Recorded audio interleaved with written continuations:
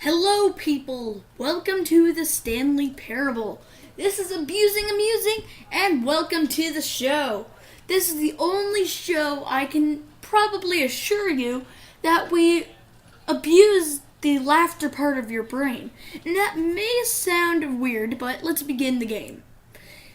Just a heads up, you might want to skip the video a little bit because the loading is very long, or never mind, it went by very fast this time. Every other time I have to wait like 5 minutes. Well, here we go. This is the story of a man named Stanley. Stanley worked for a company in a big building where he was employee number 427. Employee number 427's job was simple. He sat at his desk in room 427 and he pushed buttons on a keyboard.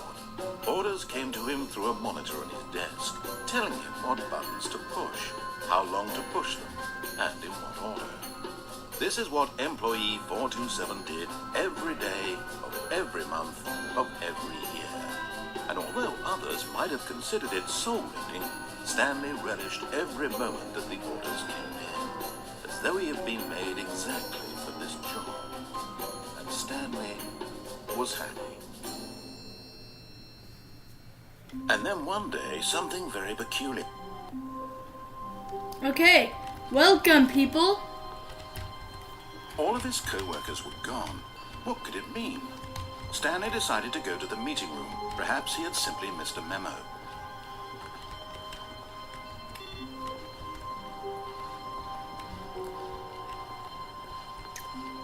Okay, this is an office. When Stanley came to a set of 2 open doors, he entered the door on his left. But you see, we can also go in the door on our right. For this first playthrough, let's go through the door on our left.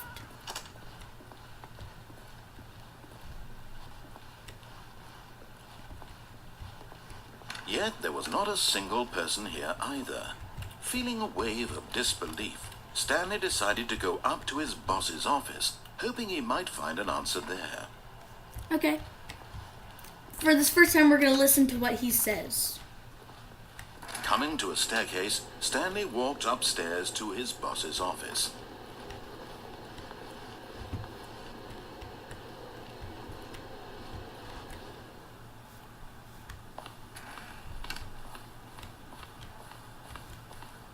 Stepping into his manager's office, Stanley was once again stunned to discover not an indication of any human life. Let's put in numbers. Unraveled, Stanley wondered in disbelief who orchestrated this. What dark secret was being held from him?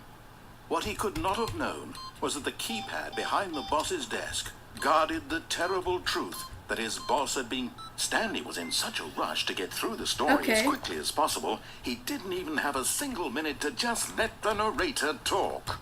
That kind of anxiety isn't healthy, so he relaxed for a few moments with some calming New Age music.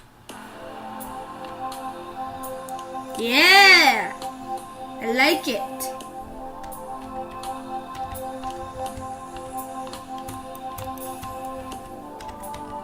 Feeling soothed and rejuvenated, Stanley calmly walked forward into the opened passageway. Thank you.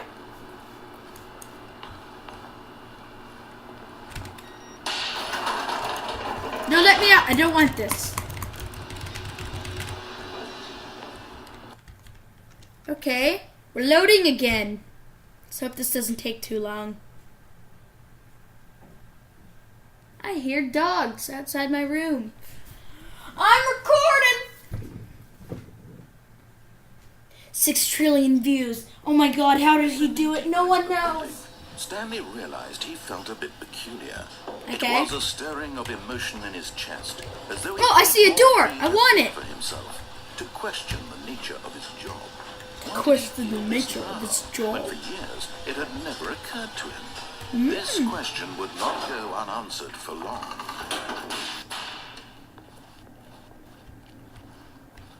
Stanley walked straight ahead through the large door that read Mind Control Facility. Escape? What? What should we go through?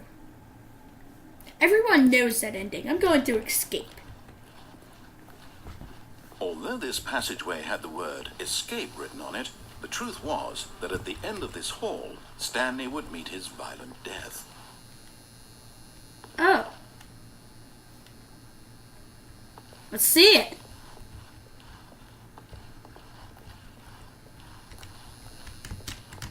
The door behind him was not shut.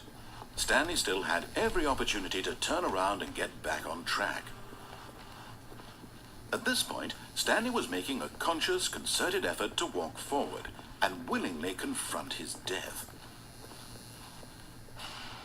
Oh, God. What's this? Let's go down it. Oh, God. We're loading, guys. It's not just a fall death. Let's see what happens. Okay. Oh no. I really want out of this now. Word into motion, and Stanley was inched closer and closer to his demise. He reflected that his life had been of no consequence whatsoever. Stanley can't see the bigger picture. He doesn't know the real story, trapped forever in his narrow vision of what this world is. Perhaps his death was a loss. Can we jump? Tugging the eyeballs from him. No, we can't. So Every button! willingly accepted this violent end to his brief and shallow life. Farewell, Stanley. Oh no! Oh no! Oh no! Oh no! Oh no! What? "Farewell, Stanley," cried the narrator, as Stanley was led helplessly into the enormous metal jaws. Another In a single narrator? visceral instant, Stanley was What? obliterated as the machine crushed every bone in his body, killing him instantly. Oh God!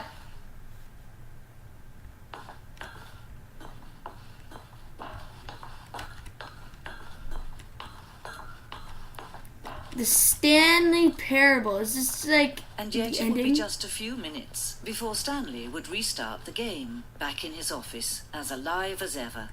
What exactly did the narrator think he was going to accomplish? When every path you can walk has been created for you long in advance, death becomes meaningless, making life the same. Do you see now? Do you see that Stanley was already dead from the moment he hit start? Stanley's computer. Office layout. There's our dad office.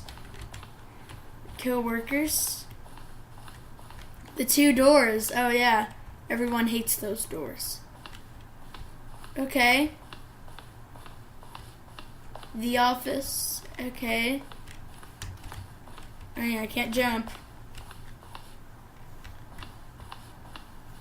Okay, let's go up here.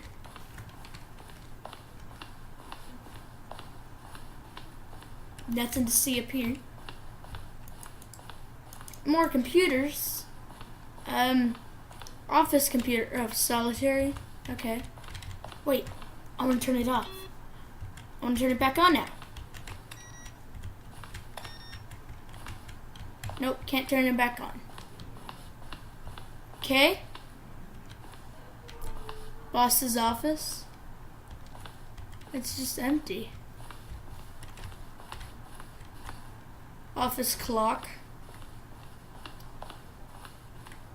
Freedom ending. Oh yeah, everyone knows that ending. Monitor, room door, or monitor. Bleh. Okay. It's a cool stuff. Sure. Yeah, I thought I saw what? Another dark room. Oh, look at these two. How they wish to destroy one another. How they wish to control one another. How they both wish to be free. Okay. Oh, Can you see? okay. Can you see how much they need one another? No, perhaps not. Sometimes these things cannot be seen. But listen to me. You can still save these two. You can stop the program before they both fail. Push escape and press quit. There's no other way to beat. Okay. We'll begin the game again. We don't want to die, guys. We'll have to re-begin the game.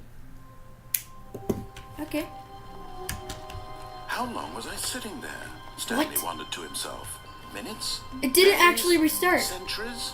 Did something crucial happen while my senses were turned? He made a note to be more careful with time from now on. Okay, that's different. Anything different over here? When Stanley came to a set of 2 open doors, he entered the door. This was not the correct way to the meeting room, and Stanley knew it perfectly well. Perhaps he wanted to stop by the employee lounge first, just to admire it. Ah, yes, truly a room worth admiring. But eager to get back to business, Stanley took the first open door on his left. No, that goes to where we always go. Stanley was so bad at following directions, it's incredible he wasn't fired years ago. Okay, we can go up there. Look, Stanley, I think perhaps Or we we've can gotten go in off there. on the wrong foot here. I'm not your enemy, really, I'm not. I realize that investing your trust in someone else can be difficult. Or we but could the go fact down there. is that the story has been probably about die. nothing but you all this time. There's someone you've been neglecting, Oh, Stanley. can we go in there? Someone you've forgotten about. Okay, quick Please, decisions. Stop trying to make every decision by yourself. Now, I'm not asking for me, I'm asking for her. Can I make that? I don't know. This is it, Stanley. Your chance to redeem yourself, to put your work aside, to let her back into your life. She's been waiting. Oh my god. That's her, Stanley. Wait. You need to be the one to do this. Oh, no. I've you done this can't- ending. Did you just unplug Not the this phone? ending. No, that wasn't supposed to be a choice. How did you do that? You actually chose incorrectly? I didn't even know that was possible. Let me double check. No, I've never it's done this definitely ending here, before. Clear as day. Stanley picks up the phone. He's taken to his apartment where he finds his wife, and the two pledge themselves to one another. Music comes in, fade to white, roll credits. Not picking up the phone is actually somehow an incorrect course of action. How is that even possible? None of these decisions were supposed to mean anything. I don't understand. How on earth are you making meaningful choices? What did you... Wait a second. Did I just see... No, that's not possible. I can't believe it. How had I not noticed it sooner? You're not Stanley. You're a real person. I am a real I person. was so mistaken. This is still, I why think. you've been able to make correct and incorrect choices. And to think I've been letting you run around in this game for so long. If you'd made any more wrong choices, you might have negated it entirely. It's as though you completely ignored even the most basic safety protocol for real-world decision-making. Or did you not grasp the It's severity blinking of the red. situation? Well, I won't have that kind of risk on my watch. I'm going to stop the game for a moment so we can educate you properly on safe decision-making in the real world. Please observe this helpful instructional video. What? Choice. Okay. It's the best part of being a real person. But if used incorrectly, can also be the most dangerous. For example, in this scenario, a hypothetical real person named Stephen has a choice. He could spend years helping improve the quality of life for citizens of impoverished third world nations. Or he could systematically set fire to every orphan living in a 30-kilometer radius of his house. Oh. Which choice would you make? Remember make that the- unlike here, the real world makes sense, and at no Uh-oh. time should you make a choice that does not conform to rational logic. If you find yourself speaking with a person who does not make sense, in all likelihood, that person is not real. Allow the person to What? finish their thought, then provide an excuse why you cannot continue talking. Turn to a partner and practice saying, "My goodness, is it 4:30? I'm supposed to be having a back, sack, and crack." I've texted you twice. Dinner time now. Okay, so my mom just came in the room and practice. Excellent. Making choices on a regular basis is the best part to a healthy decision-making process. Most medical professionals recommend making at least 8 choices per day. Do you make more than 8? Less? And finally, if you begin to wonder if your choices are actually meaningful and whether you'll ever make a significant contribution to the world, just remember that in the vast infiniteness of space, Your thoughts and problems are materially insignificant, and the feeling should subside. At this time, your instructor will guide you in an exercise to test and reinforce the material covered in this video. Welcome What the back. You crap? may have noticed that this Alright guys, I'll finish this ending in